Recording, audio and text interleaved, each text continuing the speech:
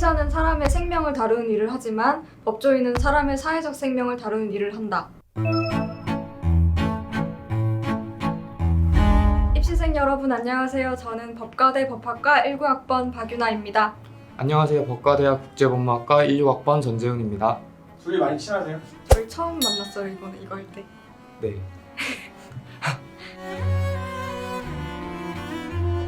법학과 먼저 소개를 하자면 선배님은 붕어파세요? 찍먹파세요?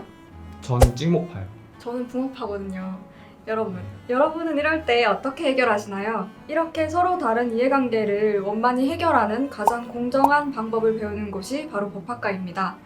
법학과에 입학하면 기본적으로 6법이라고 불리는 헌법, 민법, 상법, 형법, 민사소송법, 형사소송법을 배우고 노동법, 경제법 등의 전문 과목을 선택해서 배울 수 있어요. 국제법무학과는 법학과와는 다르게 영미법에 초점을 맞춘 학과입니다. 물론 원하신다면 법학과처럼 국내법을 학습할 수도 있어요. 영미법이라는 단어가 좀 생소하실 것 같은데 영미법은 간단하게 말씀드리자면 우리나라와는 다른 법체계라고 생각하시면 돼요. 국제법무학과는 영미법의 대표주자격인 미국법을 중점으로 국제법, 국제기구법 등에 대해서 학습합니다. 예를 들어 제가 올해 수강했던 수업으로는 미국의 민사절차법인 Comparative Civil Procedure Law 그리고 미국의 계약법인 Contract Law 등이 있습니다. 가장 큰 차이점은 영어 아닐까요? 네, 아무래도 영어가 가장 큰 차이점인 것 같아요. 저희 학과에서는 이제 직접 외국 교수님들이 수업을 해주시기도 하고 그렇기 때문에 저희가 질문을 드릴 때는 영어를 사용하기도 하거든요. 그렇기 때문에 영어가 가장 큰 차이점이 아닐까 싶습니다. 질문도 영어로 하시는구나. 네. 저희 법학과는 한글을 사랑합니다. 저희도 국제법무학과도 영어를 사랑합니다. 저희도 영어 많이 쓰고 있습니다. 네, 한글 많이 쓰고 있습니다. 그래도 아까 소개하실 때 보니까 영어 꽤 잘하시는 것 같은데. 네, 그렇게 못하지는 않은 것 같습니다. 법학과 졸업하면 다들 판검사, 변호사 하시냐고 하시는데 사실 그쪽으로 가시는 분들도 계시지만 반 이상은 다른 법 관련된 쪽으로 가시거든요. 대표적으로 각종 공기업이나 공공기관, 법 관련된 연구소, 이외에도 법무사나 변리사 등이 있어요.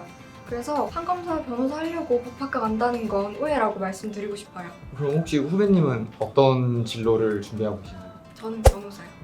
변호사요? 네, 까불지 않겠습니다. 제가 생각하는 법 과목 중에 특성 중에 하나가 줄 세우기가 좋다는 건데요. 이게 나쁜 뜻이 아니라 이 줄 세우기가 좋다는 건 그만큼 어떤 채용 집단이든지 간에 법 시험을 차용한 시험 과목들이 많다는 뜻이거든요. 예를 들어서 공무원 시험은 물론이고 공기업, 공공기관, 사기업에 있는 법무팀 직렬도 마찬가지고요.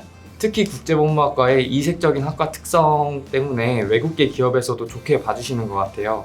물론 해외나 국내로 로스쿨 진학도 가능하고 전문 자격증 준비에도 수월함이 있다고 생각합니다.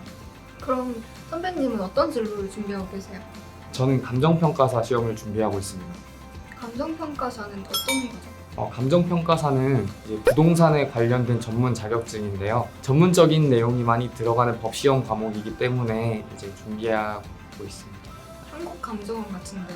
근데 그런데 취업도 좀 용이할 수 있을 것 같아요. 학생 여러분들이 좀 이해하기 쉽게 설명을 드리자면 로스쿨은 대학원이고 법과대학은 대학교라고 생각하시면 될 것 같아요. 법과대학에서는 학부 수준의 법학 지식을 배운다면 로스쿨에서는 이제 학사 수준 이상의 법학 지식을 배운다고 생각하시면 될 것 같아요. 가장 큰 차이점은 아무래도 로스쿨을 졸업하게 되면 변호사 시험 응시할 수 있는 자격이 주어진다는 게 아닐까요?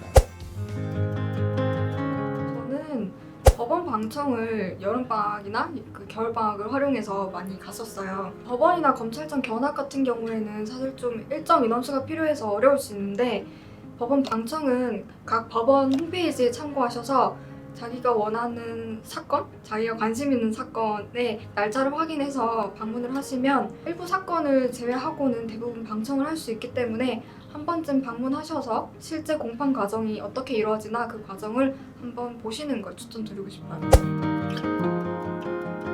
법학과를 자랑하자면 저희 학과는 일단 실무 경험 빵빵하신 훌륭한 교수님들과 함께 1학년 때부터 법원이나 검찰청 견학을 갈 수도 있고요. 국제학술 세미나를 통해 경험을 쌓기도 해요.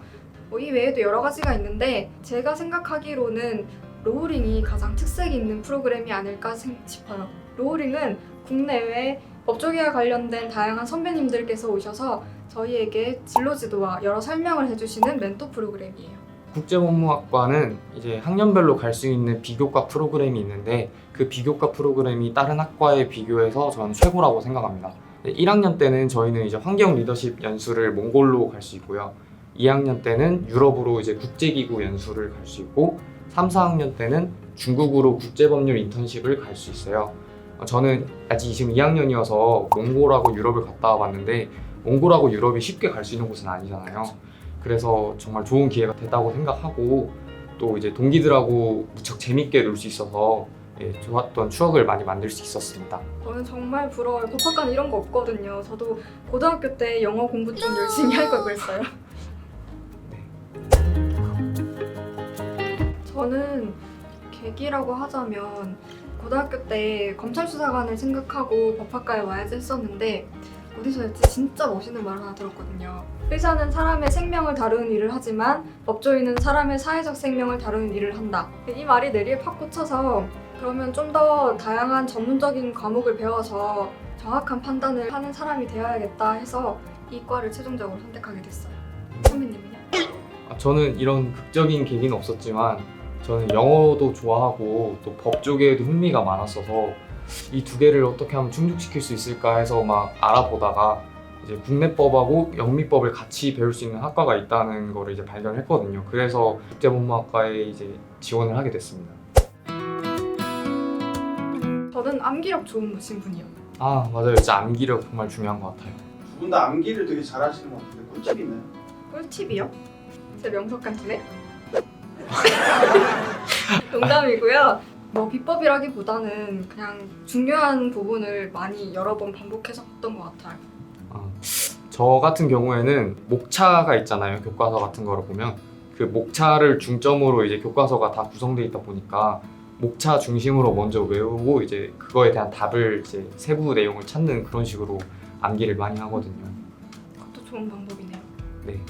뭐 가장 중요한 건 법을 좋아하시는 분이겠지만 뉴스 볼 때 연예 뉴스보다는 사회 분야 뉴스를 더 좋아하시는 분, 그다음에 연구나 탐구 좋아하시는 분에게도 추천드리고 싶어요. 저는 국제법무학과 같은 경우에는 아무래도 영어를 많이 사용하는 학과이다 보니까 영어를 이제 좋아하시는 분이 지원을 하셨으면 좋겠어요. 물론 잘하시면 더 좋습니다. 또 이제 아무래도 이제 공부를 계속 할 수 있게 만드는 원동력은 흥미인 것 같아요. 그래서 법 쪽에 흥미가 있으신 분들이라면 어느 분이든지 지원하셔도 좋을 것 같습니다. 두 분 다 이틀 전에 점심 뭐 먹었는지 기억하나요? 하나, 둘, 셋. 짜장면. 저는 암기력이 떨어지는 걸로. 제가 생각하는 인생의 모토 중에 하나가 이제 어떤 부분에서든지 노력을 한 게 있다면 그 노력은 어떤 형태로든 다 보답을 해준다고 생각을 하거든요. 그렇기 때문에 어떠한 부분에서라도 끝까지 후회 없이 노력하시길 바라겠습니다. 끝으로 저희가 이번에 전공 멘토에 대해서 소개해드린 것이 여러분들의 이제 학과 선택에 있어서 조금이나마 도움이 됐으면 좋겠습니다. 법대로 살고 싶은 여러분, 법학과에서 국제법무학과에서 만나요. 만나요.